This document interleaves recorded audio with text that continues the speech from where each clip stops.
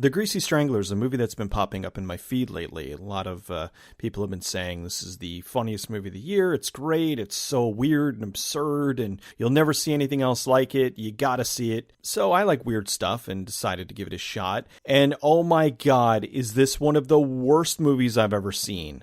It's about this really peculiar father and son duo. They do this walking disco tour where they're taking people from location to location and talking about the history of disco. Meanwhile, people in town are being killed by something called the Greasy Strangler, which is this thing that's covered in grease that strangles people. What the movie amounts to is it feels like a Tim and Eric sketch that just goes on for 90 minutes. It just goes on and on and on. It's repetitious. It's not funny. Actually, this is one of the things that really bothers me about the movie, and it's this new wave of thing that's kind of been happening lately. It's this is ridiculously unfunny, and that's somehow funny. I'll give you an example. Early on in the movie, there's a guy who's trying to get potato chips out of a vending machine, and the machine gets stuck. And some other people come out, and they ask him what he's waiting for, and he's saying he wants potato chips. Only he's pronouncing potato weird.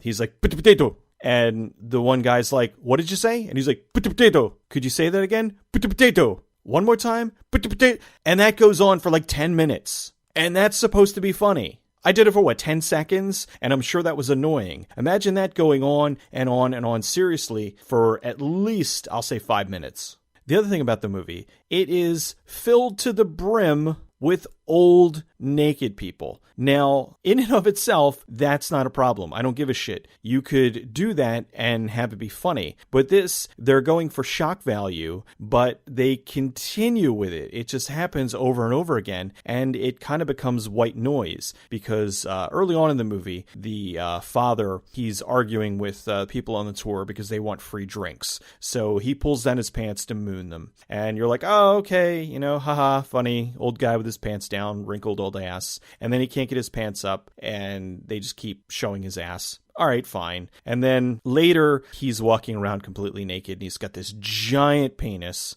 Okay, fine. But then he's constantly naked. And then the son's constantly naked. And then there's other people in the movie that are just naked. It's not funny or shocking when you keep showing it all the time. If it would have been sparingly, if it would have happened like once in a while and you weren't expecting it, then, you get that gross out moment and then you're done with it. But this, it's just like, they're naked again. And it's just not funny or shocking or anything. It's just gross for the sake of being gross. Oh, and again, gross for being gross. The son is an adult who continuously shits the bed.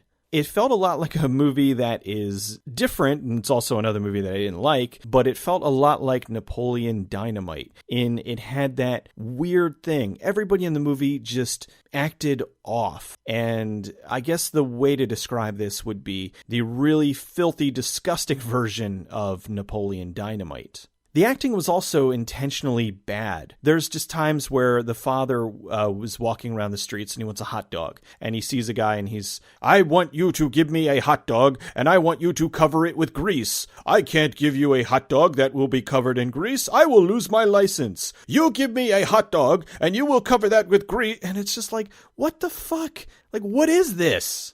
The Greasy Strangler is a movie that's trying to capture the charm and weirdness of a John Waters movie while simultaneously not understanding why those movies work. The characters from John Waters movies are very unusual, but there's a certain charm to them. You do end up liking them despite the fact that they're unusual people. And in this, they're disgusting people that are very unusual, incredibly unlikable, and are just continuously doing things that are for no other reason than to annoy the audience. I'm sure there's going to be an audience for this movie. It's already getting a bunch of people saying that this is the greatest, funniest thing in the world, and I kind of feel roughly about the same as I did with Napoleon Dynamite. Although with that, I could kind of understand the people that liked it. With this, I just can't fathom. There was just nothing enjoyable about it. It was painful to get through. Everybody was annoying. Everything irritated me, and I hated it. I couldn't wait for it to be over.